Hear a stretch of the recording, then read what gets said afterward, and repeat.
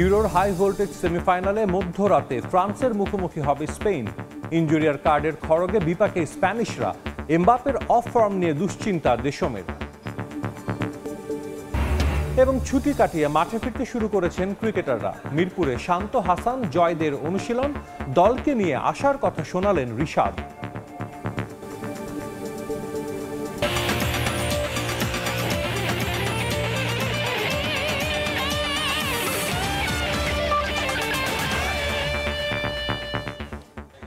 বিশ্বের নানা প্রান্তের খেলাধুলার খবর নিয়ে আমাদের নিয়মিত আয়োজন খেলার সময়। আর এই আয়োজনে আপনাদের সঙ্গে আছে আমি সাজিদ মুস্তাহিদ।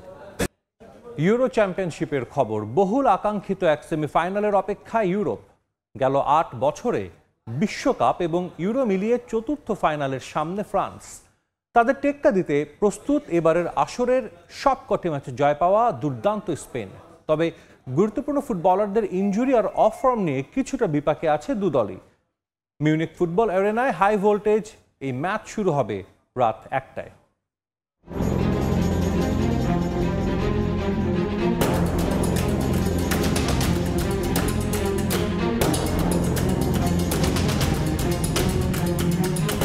বিশ্ব মঞ্চ কিংবা মহাদেশীয় আসর, স্পেন ফ্রান্স রাইভালরি বেশ লম্বা সময়ের। তাদের নকআউট ফেজের লড়াইগুলো ঐতিহাসিক, আবেগ আর উত্তেজনার মিশেলে ধ্রুপদী। এমন আরও একটি ম্যাচ মঞ্চায়নের অপেক্ষায় ইউরো চ্যাম্পিয়নশিপ। পরিসংখ্যানের ভারে কাটছে ফ্রান্স, তবে এবারের স্পেন দুর্দান্ত, অপ্রতিরোধ্য। জার্মানি ইউরোতে লারোহা একমাত্র দল যাদের আছে টানা ৫ জয়। ১০২ অ্যাটেম্পট থেকে প্রতিপক্ষের জালে ওরা করেছে যৌথভাবে সর্বোচ্চ ১১ গোল, আর বল রিকভারির সংখ্যা ২৩০। এই পরিসংখ্যানে স্পষ্ট স্পেনের ফরওয়ার্ড থেকে ডিফেন্স কতটা আতঙ্ক প্রতিপক্ষের জন্য। যদিও স্ট্যাট বলছে টানা ৬ ম্যাচ জয়ের রেকর্ড নেই কোনো ইউরো চ্যাম্পিয়নশিপে। বার্সেলোনা তারকা লামিনে ইয়ামালকে এই ইউরোয় আলাদাভাবে চিনেছে বিশ্ব। নতুন করে আবিষ্কারের খাতায় আছে নিকো উইলিয়ামস, দানি Olmo, Fabian Ruiz, Alvaro Morata স্পেনের বিগ ফ্যাক্টর। এই তালিকায় পেদ্রি এবং দানি কারভাহালের নাম থাকলেও তাদের নিয়ে আক্ষেপ ছাড়া কিছুই করার নেই। ইনজুরি আর সাসপেনশনে ছিটকে গেছেন তারা। এমবাপে দুর্দান্ত এবং বিধ্বংসী ফুটবলার, ঠিক যেমন আরও ফুটবলার আছে ফ্রান্স টিমে। তাদের দক্ষতা বুঝে আমরা আমাদের গেম প্ল্যান সেট করব এবং সম্ভাবনা নষ্ট করার চেষ্টা করব। তারা কি করবে না করবে সেটা নিয়ে না ভেবে আমরা বরং আমাদের পারফরমেন্সের দিকে ফোকাস রাখতে চাই। স্পেনের মতো এতটা দাপটে পারফর্ম করে সেমিফাইনাল পর্যন্ত আসতে পারেনি ফ্রান্স। প্রতিপক্ষের আত্মঘাতী গোল আর ভাগ্য সহায়তায় ওরা শীর্ষ চারের মঞ্চে। সোজা ভাষায় বলতে গেলে গোল খরায় ভুগছে লাব্লোজ। নাকের চোটের জন্য স্বাভাবিক ছন্দ নিয়ে খেলতে পারছেন না কিলিয়ান এমবাপে। তার অফ ফর্ম এই মুহূর্তে বড় চিন্তা টিম ম্যানেজমেন্টের জন্য। স্পেন বাধা পেরিয়ে গেল ৮ বছরে মেজর টুর্নামেন্টের চতুর্থ ফাইনাল নিশ্চিত করতে হলে কলোমুয়ানি, গ্রিজম্যানদের জ্বলে ওঠার বিকল্প নেই। এজন্য মিডফিল্ডের সঙ্গে একটা পাক্কা রসায়ন দরকার। ডিফেন্স নিয়ে কোনো চিন্তা নেই দিদিয়ের দেশমের, তাকে আরও নির্ভর রেখেছেন গোলরক্ষক মেগনান। কারণ এবারের ইউরোয় ফ্রান্সই একমাত্র দল যাদের আছে ৫ ম্যাচেই ক্লিনশিট। কিভাবে একটা দল হয়ে খেলতে হয় সেটা ফ্রান্স ইউরোর শুরু থেকেই করে দেখাচ্ছে। তাই আমরা সতর্ক। এমবাপ্পে নাকের ইনজুরি নিয়ে ভুগছে এবং তার অফ ফর্ম নিয়েও আলোচনা হচ্ছে। তবে আমার বিশ্বাস ও যে কোনো সময় ঘুরে দাঁড়াবে। অনেকেই সমালোচনা করছে আমাদের পর্যাপ্ত গোল না পাওয়ার বিষয় নিয়ে। আমি অবশ্য এটাকে খুব গুরুত্ব দিতে চাই না। সব ধরনের প্রতিযোগিতায় স্পেন ফ্রান্স মুখোমুখি হয়েছে ৩৬ বার। ১৬ জয় নিয়ে এগিয়ে লারোহা, আর ফ্রান্সের জয় আছে ১৩টিতে। এসএম ইকবাল, সময় সংবাদ। এবার কোপা আমেরিকা প্রসঙ্গ। কোয়ার্টার ফাইনালের ম্যাচে ডি মারিয়াকে রাখা না হলেও সেমিফাইনালে কানাডার বিপক্ষে ম্যাচে তাকে নিয়েই একাদশ সাজানোর পরিকল্পনা নিয়েছেন কোচ লিওনেল স্কালোনি। এটাকে সেমিফাইনালে আক্রমণাত্মক কৌশল নিয়ে মাঠে নামার ইঙ্গিত দিয়েছে কানাডা, যার কারণে বেশ সতর্ক অবস্থানে আলবিসেলেস্তে টিম ম্যানেজমেন্ট। এবারের কোপা আসরে রীতিমতো উঠছে ডিফেন্ডিং চ্যাম্পিয়ন আর্জেন্টিনা। এ পর্যন্ত কোনো ম্যাচে হার নেই আলবিসেলেস্তের। সেমিফাইনালে কানাডার বিপক্ষে নামার আগে নিউ জার্সিতে প্রস্তুতি নিচ্ছে লিওনেল স্ক্যালোনির শিষ্যরা। এবারই প্রথম কোপায় অংশ নিয়েছে কানাডা। তবে নিজেদের তুলনায় কম শক্তিশালী দল হলেও প্রস্তুতিতে কোনো ছাড় দিতে চাননি স্ক্যালোনি। ম্যাচের আগে সব ফুটবলারদের ঝালিয়ে নিচ্ছেন তিনি। ১৬তম শিরোপা জয়ের লক্ষ্যে নিজেদের পূর্ণ শক্তি নিয়ে মাঠে নামবে আকাশী নীল। কানাডার বিপক্ষে ম্যাচে একাদশে রাখা হবে আনহেল ডি মারিয়াকে। কোয়ার্টার ফাইনালে ইকুয়েডরের বিপক্ষে ম্যাচে একাদশে রাখা হয়নি তাকে। 2 ম্যাচ পর আবারও মারিয়াকে শুরুর একাদশে রাখার পরিকল্পনা নিয়েছে ম্যানেজমেন্ট। কানাডার বিপক্ষে গ্রুপ পর্বের ম্যাচে ছিলেন ৩৬ বছরের এই ফুটবলার। গোল করতে না পারলেও সেই ম্যাচে তার ইম্প্যাক্ট ছিল দারুণ। সেমিফাইনালে তার উপর আবারও ভরসা রাখতে চাইছেন স্ক্যালোনি। মারিয়ার সঙ্গে একাদশে থাকবেন Lionel Messi, Julian Alvarez. Group পর্বে কানাডার বিপক্ষে প্রথম ম্যাচের আগে লিওনেল মেসিকে হুমকি দিয়েছিলেন কানাডার কোচ। মেসিকে পুরোটা সময় আটকে রাখতে হুঙ্কার দিয়েছিলেন তিনি, যে পরিকল্পনায় অনেকটা সফল ছিল তার দল। সেমির মঞ্চে লিওকে নিয়ে আলাদা পরিকল্পনা থাকলেও কৌশলগত দিক থেকে আক্রমণাত্মক ফুটবল খেলার ইঙ্গিত উত্তর আমেরিকার দেশটির। এই ম্যাচে আর্জেন্টিনার মাঝমাঠের দায়িত্ব সামলাতে থাকছেন Leandro Paredes, Giovanni Lo Celso, Enzo Fernandez সহ রদ্রিগো ডি পল এবং ম্যাক আলিস্টারের মতো তারকারা। নাম্বার 9 পজিশনে থাকছেন ইনফ্রম লাউতারো মার্টিনেজ। কোপায় এখন পর্যন্ত খেলা সব ম্যাচে আর্জেন্টিনার হয়ে গোল করেছেন এই স্ট্রাইকার। ফাইনাল নিশ্চিত করতে তার উপর বাড়তি ভরসা রাখছেন মাস্টার মাইন্ড স্ক্যালোনি। ইনফ্রম মার্টিনেজকে জায়গা দিতে শুরুর একাদশের সুযোগ হচ্ছে না হুলিয়ান আলভারেজের। ইকুয়েডরের বিপক্ষে ম্যাচে লাউতারোর বদলি হিসেবে নেমে গোল না পেলেও ট্রাই ব্রেকারে তার স্কোরে লিড পায় আর্জেন্টিনা। কানাডার বিপক্ষে তাকে নিয়েও পরিকল্পনা আছে টিম ম্যানেজমেন্টের। তবে ম্যান সিটির এই ফরওয়ার্ডের বদলি খেলার সম্ভাবনাই প্রবল। গোল পোস্টের দায়িত্বে অটো চয়েস এমিলিয়ানো মার্টিনেজ। সব মিলিয়ে বেশ জমজমাট এক সেমিফাইনাল দেখার অপেক্ষায় আর্জেন্টাইন সমর্থকরা। কোপা আমেরিকার সর্বোচ্চ গোল স্কোরার হওয়ার রেকর্ড হাতছানি দিলেও তা এখন অনেকটাই ফিকে লিওনেল মেসির জন্য। তবে সেমিফাইনাল এবং ফাইনালে লিও যদি 4 গোল করতে পারেন তাহলে শীর্ষস্থান ভাগ করতে পারবেন স্বদেশি নরবার্তো মেন্ডেসের সঙ্গে। আর যদি একটি মাত্র গোল করেন তবে ভাঙবেন গ্যাব্রিয়েল বাতিস্তুতার রেকর্ড। লিওনেল মেসি কি তবে ফুরিয়ে গেছেন? পার্থক্য ভর করেছে তার পারফরমেন্সে। কোপা আমেরিকায় তার 3 ম্যাচের পারফরমেন্স বিশ্লেষণ করে এমন প্রশ্ন তোলার চেষ্টা করছেন সমালোচকরা। অবশ্য সে সুযোগ লিও নিজেই করে দিয়েছেন। কানাডার বিপক্ষে সহজ সুযোগগুলো যেভাবে হেলাই হারিয়েছেন তিনি, তাতে একটু সমালোচনা যে হবে এটাই স্বাভাবিক। শুধু পারফরমেন্স নয়, সম্প্রতি বেশ ইনজুরি প্রবণ হয়ে উঠেছেন লিওনেল মেসি। গ্রুপ পর্বের শেষ ম্যাচে মাঠে নামতে পারেননি। কোয়ার্টার ফাইনাল খেললেও ইকুয়েডরের বিপক্ষে পুরো ম্যাচে ছিলেন নিজের ছায়ায়। বয়সের কারণে অতি সহজ বিষয়গুলো যে তার কাছে এখন অতীব কঠিন, তা আড়ালে রাখার সুযোগ কই। এসবের কারণে রেকর্ড বই থেকেও দূরে সরে গেছেন মেসি। কোপা আমেরিকার সর্বোচ্চ গোল স্কোরার হওয়ার যে হাতছানি ছিল তার সামনে, তা এখন অনেকটাই ফিকে। হাতে আছে মাত্র 2 ম্যাচ, যার প্রত্যেকটিতে জোড়া গোল করতে পারলে তবেই যৌথভাবে দখল করতে পারবেন শীর্ষস্থান। 17 গোল করে শতবর্ষী কোপার সর্বোচ্চ স্কোরারের আসন অলংকৃত করে রেখেছেন লিওনেল মেসির স্বদেশী নরবার্তো মেন্ডেস। বর্তমান যুগের অনেকের কাছে যিনি অচেনা, কারণ প্রয়াত এই আর্জেন্টাইন জাতীয় দলের বুটজোড়া তুলে রেখেছেন 1956 সালে। সমান গোল আছে ব্রাজিলের জিজিনিওর। 2002 সালে পরপারে পাড়ি জমানো এই অ্যাটাকিং মিডফিল্ডার জাতীয় দলের হয়ে ক্যারিয়ার শেষ করেছেন 1957 সালে।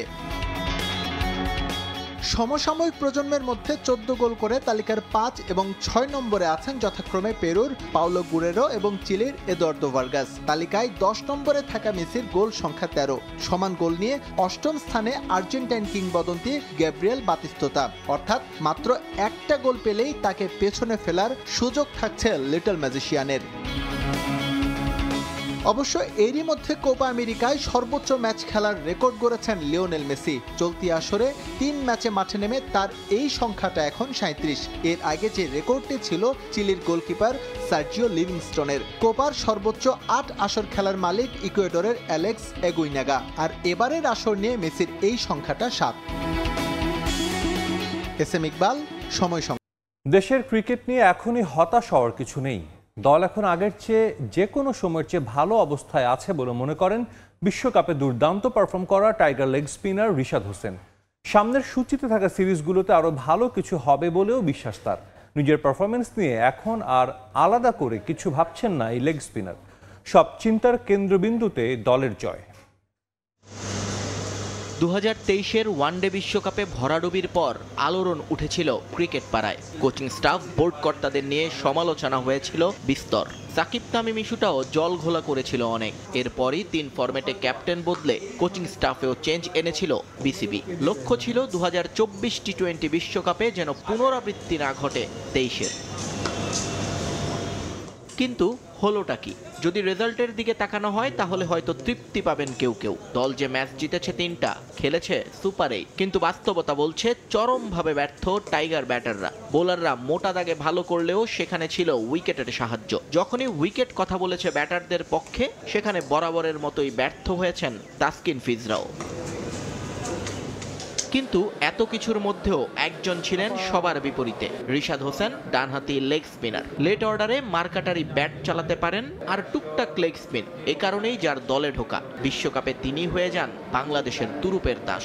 বল হাতে তার মুন্সিয়ানা ভুগিয়েছে বাঘা বাঘা ব্যাটারদের, যে কারণে বিশ্বকাপে বাংলাদেশের যে কটা ভালো মুহূর্ত তার বেশিরভাগেরই মূল কুশীলব রিশাদ। তাই স্বাভাবিকভাবেই দেশে ফিরে অন্য ক্রিকেটাররা যখন মুখ লুকিয়ে চলেন, তখন একের পর এক সংবর্ধনায় সিক্ত এই লেগ স্পিনার। তবে সেখানেও তাকে কথা বলতে হয় দলকে নিয়েই, যদিও একেবারেই হতাশ নন রিশাদ।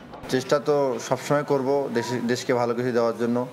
সামনে যতদিন খেলবো আর কি। সামনে আমাদের যে খেলাগুলো আছে, ইন্ডিয়ার সাথে সিরিজ আছে, আবার আফ্রিকার সাথে সিরিজ আছে। তো আমাদের টিমের এখন অবস্থা খুব ভালো, মানসিক এবং শারীরিক সব দিক দিয়ে ভালো, এবং মেন্টালিটি সবার ভালো। তো দেশের জন্য অনেক কিছু সামনে অপেক্ষা করতেছে ইনশাল্লাহ। তো আমরা চেষ্টা করব দেশকে ভালো কিছু ট্রফি এবং দেশের নাম বাইরে উজ্জ্বল করার জন্য। বিশ্বকাপের পর দল কেমন করলো, কি হলো, কেন হলো তা নিয়ে যখন আলোচনা তুঙ্গে, তখন অনেকটা সুচারুভাবে তাসকিনের ঘুমকাণ্ড নিয়ে হইচই শুরু হয় গণমাধ্যমে। অনেকেই বলেন ইচ্ছাকৃতভাবে এই ইস্যুটাকে সামনের দিকে ঠেলে দেয়া হয়েছে তখন বোর্ড কর্তাদের বাঁচাতে। রিশাদ অবশ্য সেই কাদা ছোড়াছুড়িতে যাননি, বললেন যা হয়েছে তা ভুলে সামনের দিকে এগিয়ে যেতে চান তারা।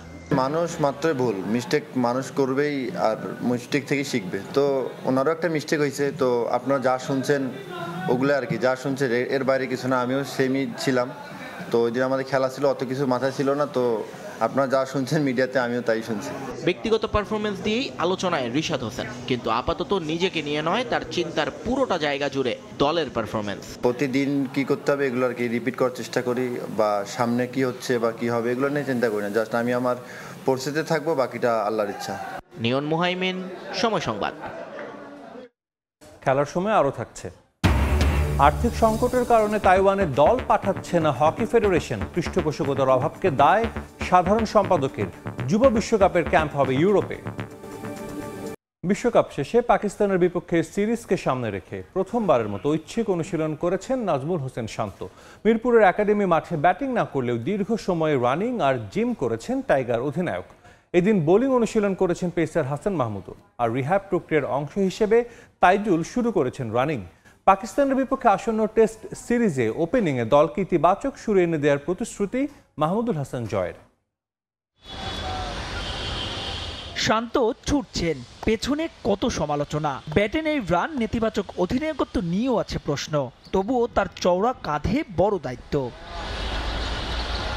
বিশ্বকাপ শেষে এখন অখণ্ড অবসর। নেক্সট অ্যাসাইনমেন্ট পাকিস্তান সিরিজ, যা সামনে রেখে প্রথমবারের মতো শান্তর ঐচ্ছিক অনুশীলন। কলিমোরকে পেয়ে বুকে জড়িয়ে নিলেন, কিছু একটা বলেও বোঝাতে চাইলেন বিসিবির এইচপি ইউনিটের কোচ।